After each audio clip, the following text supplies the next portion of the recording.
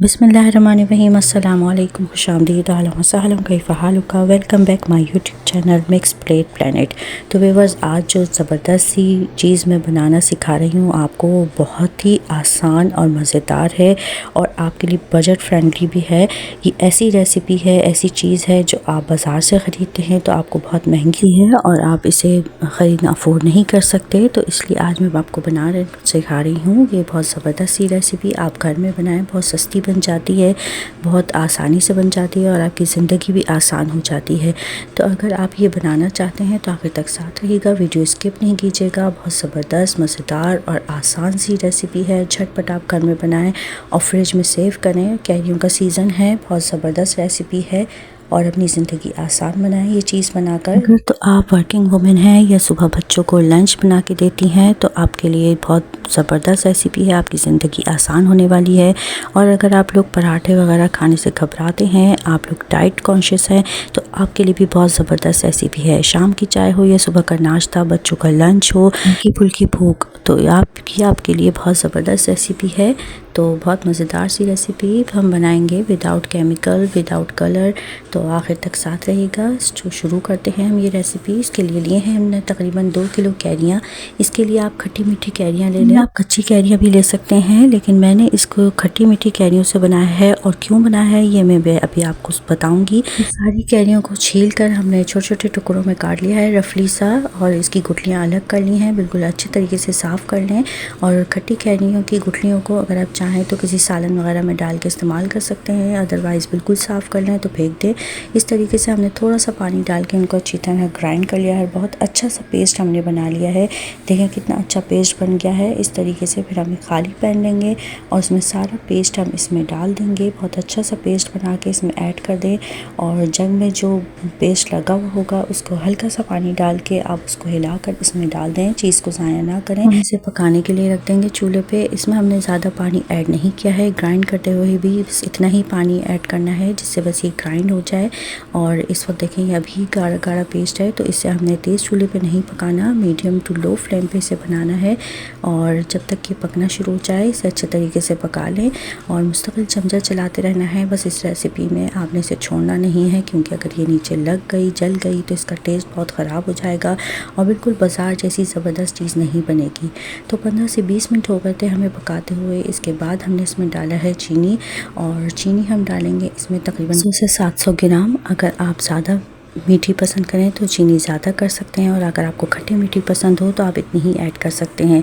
चीनी डिपेंड करती है कैरियों पे भी। जितनी अगर आपकी कैरियाँ ज़्यादा खट्टी होंगी तो ज़्यादा चीनी ऐड होगी, और अगर आप खट्टी मीठी लेंगे तो आप इसमें कम चीनी ऐड करेंगे। तो यही हमारी टिप थी और यही वजह थी हमारी खट्टी मीठी कैरियाँ लेने की वजह, क्योंकि अगर आप खट्टी मीठी कैरियाँ लेंगे तो इसका टेस्ट बहुत अच्छा आएगा और चीनी आपकी कम डलेगी, और इससे आपका बजट और कम हो जाएगा, आपके पैसे बच जाएंगे इस तरीके से। और अगर आप खट्टी कैरियाँ लेते हैं तो उसमें आपको ज़्यादा चीनी ऐड करनी पड़ेगी। तो इस मौके पर आप चीनी चेक कर लें। अगर आपको मिठास ज़्यादा चाहिए हो और तो आप चीनी और ऐड कर सकते हैं। इसे पकाना शुरू करेंगे और इसे मीडियम टू लो फ्लेम पे ही पकाना है। आपने मुस्तकिल चम्मच चलाते रहना है, क्योंकि बहुत गाढ़ा पेस्ट है।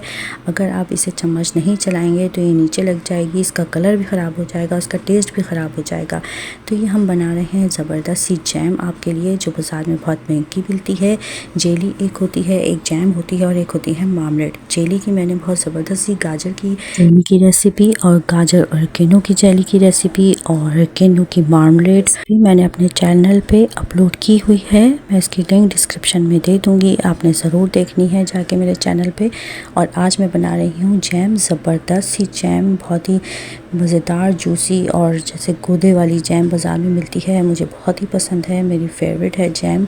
जेली और मार्मलेट से ज़्यादा मुझे जैम पसंद है, तो मैंने आज जैम ट्राई किया है आपके लिए। इस रेसिपी को ट्राई किया है और बहुत ज़बरदस्त ये रेसिपी बनी थी। इसे बस आपने हल्के चूल्हे पर पकाते रहना है और चम्मच चलाते रहना है उस वक्त तक जब तक कि ये अच्छा सा गाढ़ा सा पेस्ट ना बन जाए और इसमें बिल्कुल पानी बाकी ना रहे।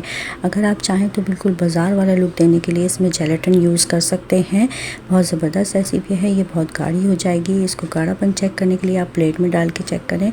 इस तरीके से थोड़ा सा आप प्लेट में डालें। अगर इसमें से पानी निकल रहा हो तो आप समझ जाएं कि अभी ये नहीं पकी, और अगर इस तरीके से गाढ़ा पेस्ट बन जाए और इसमें पानी निकलता हुआ महसूस ना हो तो समझ जाएं कि ये बिल्कुल तैयार है।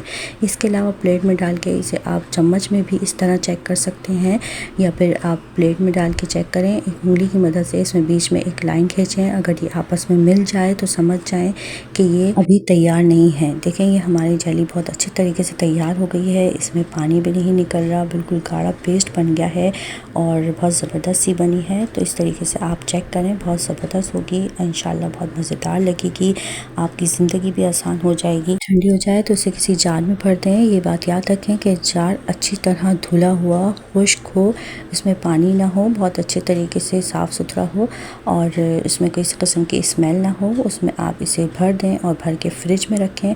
तो बहुत अच्छे तरीके से ये फ्रिज में रखने के बाद सेट हो जाएगी। देखें अभी ठंडी हो गई है, लेकिन इस सही तरीके से सेट जब होगी जब हम इसे अच्छी तरह जार में भर के और फ्रिज में रख देंगे।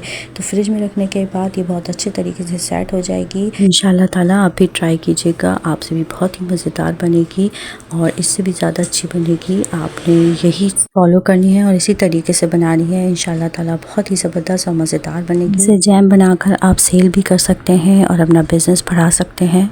है ना, बहुत सस्ती, आसान और ज़िंदगी आसान करने वाली रेसिपी। कैसी लगी आपको ये रेसिपी? अपने अच्छा सा फीडबैक ज़रूर दीजिएगा। चलती हूँ, दुआओं में याद रखिएगा, अपना बहुत सारा ख्याल रखिएगा। फ़ी अमान अल्लाह, अल्लाह हाफिज़।